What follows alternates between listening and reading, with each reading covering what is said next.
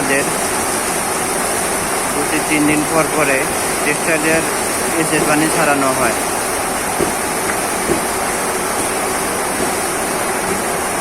এগুলোর নিচে আমরা কাজ করতেছিলাম, ওরা আসে আমাদেরকে ডাক দিতে, বিদায় আমরা সরে গেছি।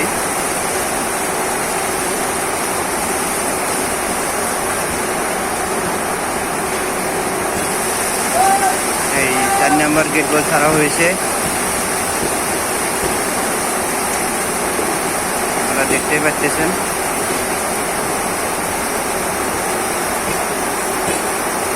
ভিডিওটা যদি ভালো লাগে আল্লাহর হস্তে লাইক, কমেন্ট, চ্যানেলটি সাবস্ক্রাইব করে দেবেন।